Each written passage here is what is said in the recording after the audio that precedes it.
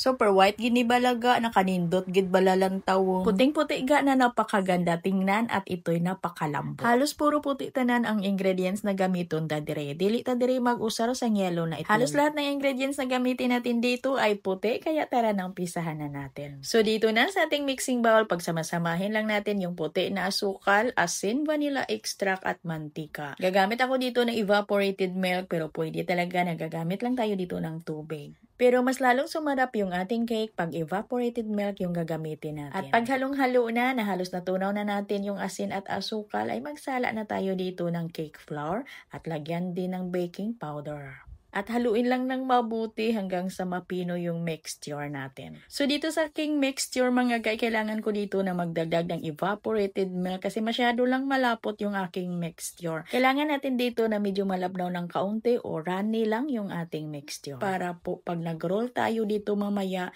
ay hindi talaga mag-crack. Na yung malambot lang po talaga siya i-roll. Kaya nagdagdag ako dito ng mga 3 tablespoon ng evaporated milk. Hindi ko pa nakuha yung tamang consistency ng hinahanap natin sa ating mixture, kaya nagdagdag pa din ako dito ng 1 tablespoon na tubig. At ito na mga ga-okay na ito. At itabi lang muna natin yan. Dito naman tayo sa ating egg whites. So dito meron tayong 5 piraso na egg whites at lagyan ko ito ng half teaspoon ng cream of tartar. At batihin lang natin yan.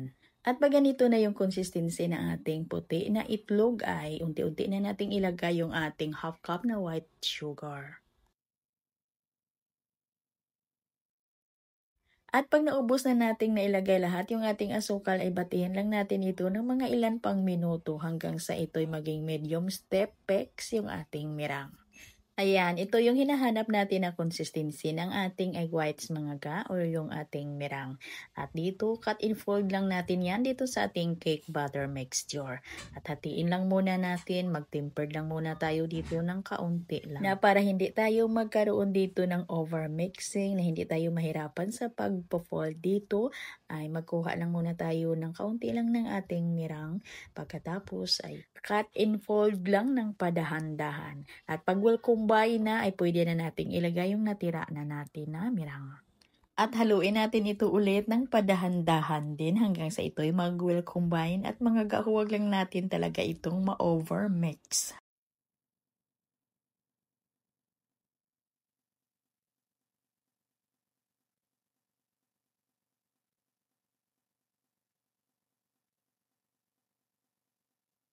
At kailangan ay nakapag-preheat na tayo ng ating oven kasi isa lang natin ito agad. At gagamit lang ako dito ng hulmahan na may sizes ito na 11 by 15 by 1 at lagyan ko lang huya ng non-stick na baking paper. At ipantay lang natin yung ating mixture at pagkatapos ay isa lang natin ito agad sa may preheated 160 degrees Celsius yung init ng ating oven sa loob lang po ng 25 minutes. At ito mga galuto na at ito'y malamig na at saka i-roll muna natin ito bago natin lagyan ng palaman.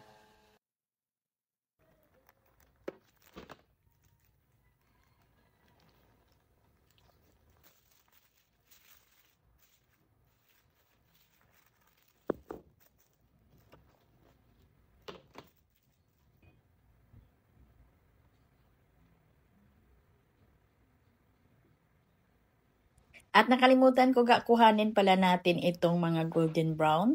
Kuhanin pala natin ito para puting-puti talaga yung kalalabasan ng ating white cake roll. Hindi ko na naipakita sa inyo yung paggawa natin sa ating palaman na ginamit dito, yung puti na ito mga ga.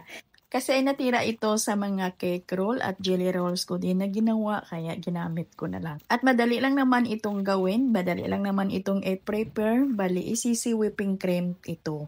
Pag bumili ka ng ECC whipping cream ay tingnan mo lang yung likod ng kanyang packaging ay nasa likod lang nakalagay yung kung paano ba natin ito i-prepare. Madali lang naman mga ga at naglagay lang ako dito ng powdered milk. Ayan, lagay ko na lang sa ating video screen pag gumawa kayo ng pagpalaman dito na yung ECC whipping cream.